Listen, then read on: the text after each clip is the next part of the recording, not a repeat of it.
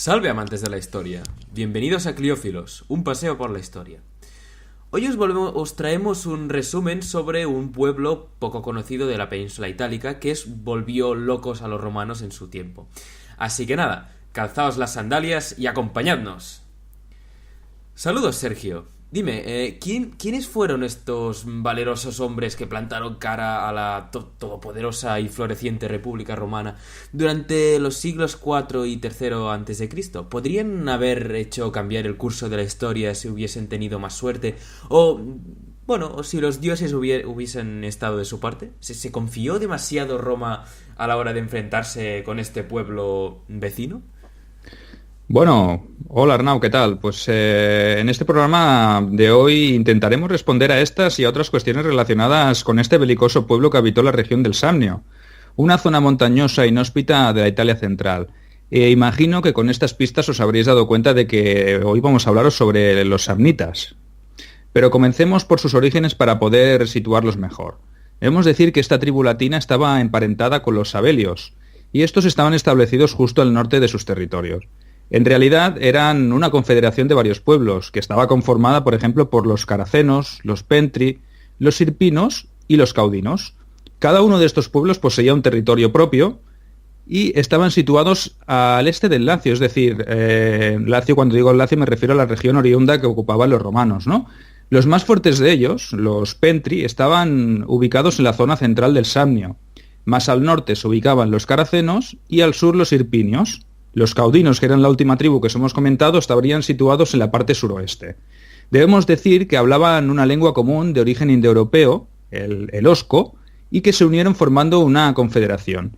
Y ubicaron la capital de todo este conjunto de confederación en la ciudad de Bovianum. Pues sí, el origen de los samnitas es antiguo y debemos remontarnos aproximadamente a finales del siglo IX a.C., al 800 a.C. Uh-huh. Pese a que se dedicaban al pastoreo principalmente por el terreno montañoso en el que habitaban, también eran guerreros temibles. Se sabe que llegaron a ocupar la zona donde se levantó posteriormente la ciudad de Pompeya, es decir, en plena Campania, un poco lejos de su lugar de origen. El contacto con los griegos del sur de Italia, lo que tradicionalmente se ha llamado la Magna Grecia, hizo que adoptasen algunas de sus costumbres, como la de fortificar sus ciudades. También, por ejemplo, asimilaron sus tácticas de combate, entre otras muchas cosas. Tras la larga y costosa victoria de Roma en las guerras latinas, de las cuales ya hablaremos en otro momento, los samnitas se opusieron firmemente a someterse al yugo romano. Esa resistencia dio lugar al inicio de las llamadas guerras samnitas, un conflicto largo y sangriento entre Roma y sus aliados y los samnitas y los suyos. Básicamente eso. Pues sí, sabemos que hubieron tres guerras samnitas espaciadas en el tiempo. Debemos decir que no fueron seguidas, ni mucho menos, ¿no? Entonces, si os parece, vamos a explicaros, pues por encima, o sea, un poquito a modo de resumen, en qué consistieron estos tres largos conflictos que como ya ha dicho Arnau, enfrentaron a Roma y sus aliados y a los samnitas y los suyos, ¿no? La primera guerra samnita la ubicaremos entre los años 343 y 341 a.C. Y esta se inició con el choque de ambas potencias, ¿no? En Roma, tras someter al pueblo de los auruncos, se fijó en la Campania. La Campania es la región donde estaba Pompeya, que ha nombrado antes Arnau. Mientras, los samnitos presionaron a otra tribu, los siricinos, que buscaban su apoyo en la ciudad de Capua, ¿no? Los samnitas, por su parte, derrotaron a estos capuanos, que se vieron obligados, por decirlo de alguna manera, a pedir ayuda a Roma, y esa fue la excusa que necesitó la República para empezar una guerra y poderse hacer con más territorios agrícolas, que era lo que al fin y al cabo ansiaba, ¿no? Fue el general y cónsul Marco Valerio Corvo, el encargado de encabezar el ejército romano. Este derrotó a los samnitas en el monte Gaurus y posteriormente se unió a su otro colega para infligir la derrota definitiva a sus enemigos.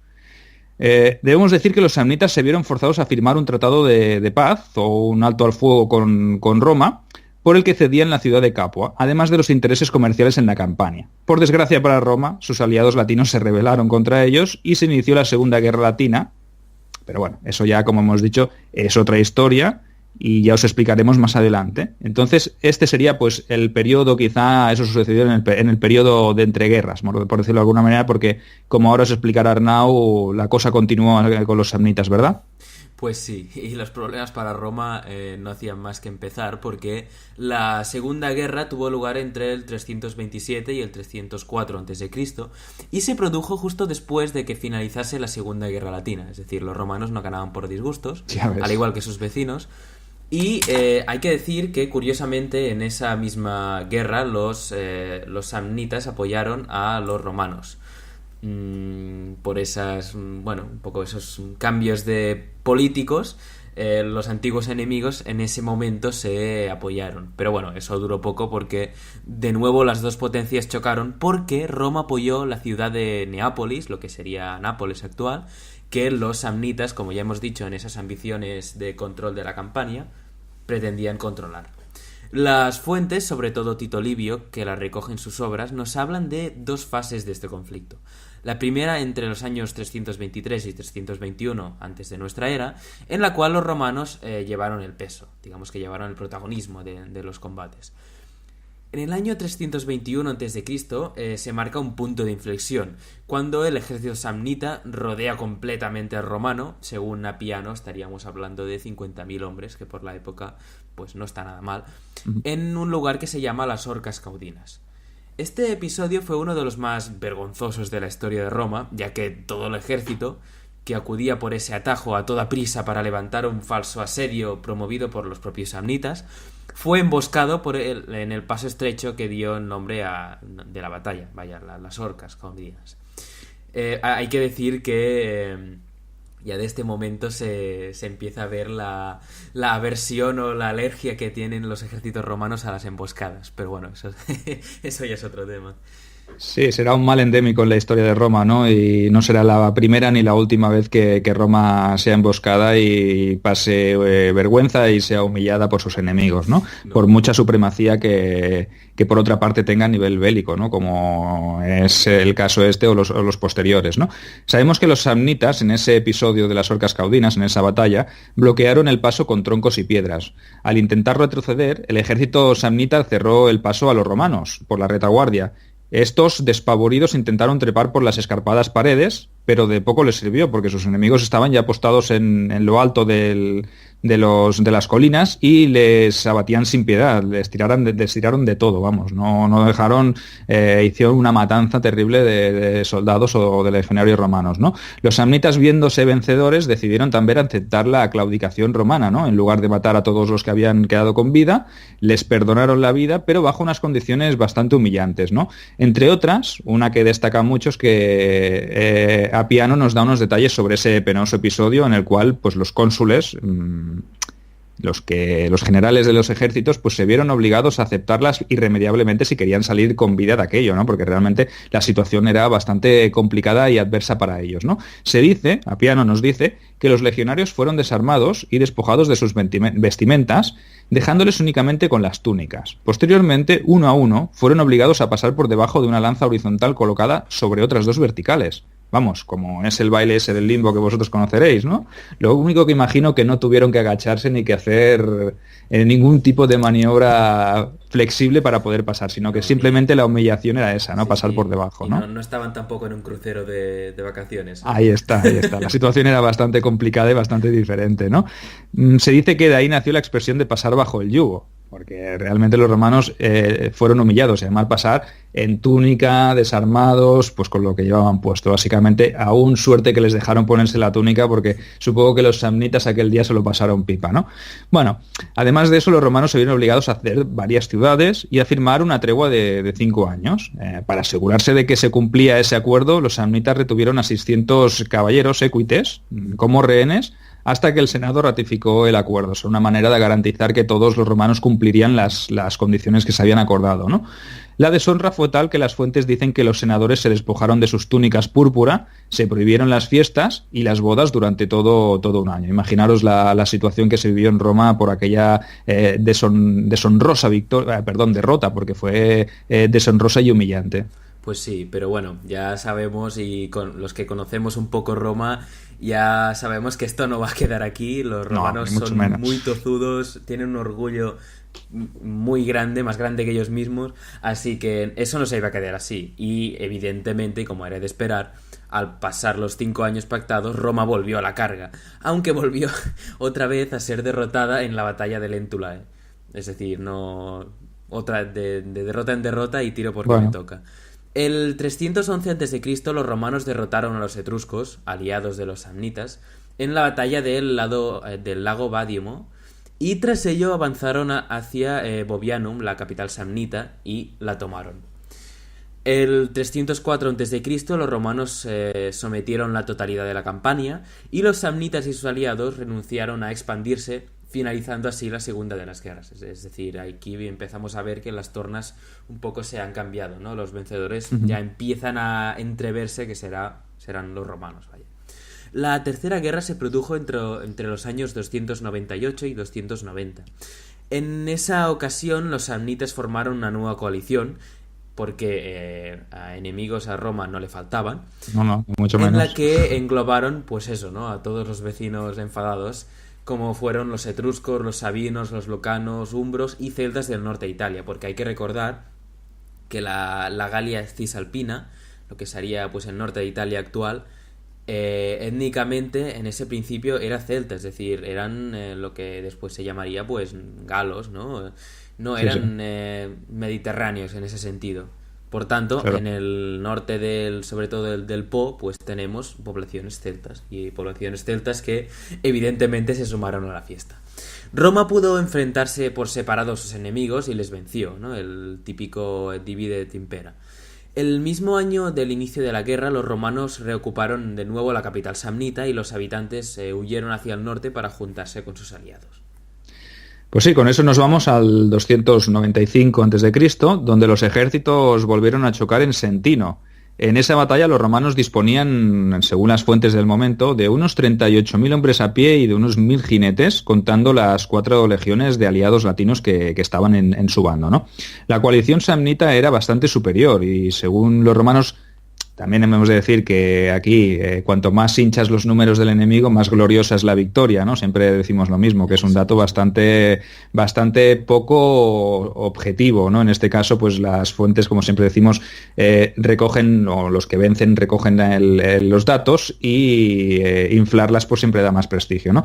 Pues según las fuentes romanas, que son las que quedaron, obviamente, la coalición samnita estaba formada por un total de unos 60.000 hombres, como veis, bastante superior a las legiones romanas, pero eso, pese a ser tantos, pues no lograron aguantar el envite de los legionarios de la República, ¿no?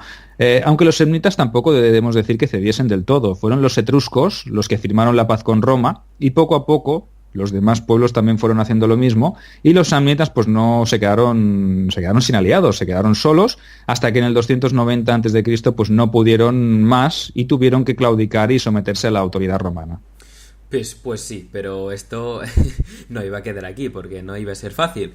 Y pese a ser vencidos y empezar a ser lentamente culturalmente asimilados, los samnitas jamás dejaron de ser rebeldes hacia Roma y por ello aprovecharon cada ocasión en la que apareció un enemigo poderoso para alinearse con ellos junto a otros contra Roma.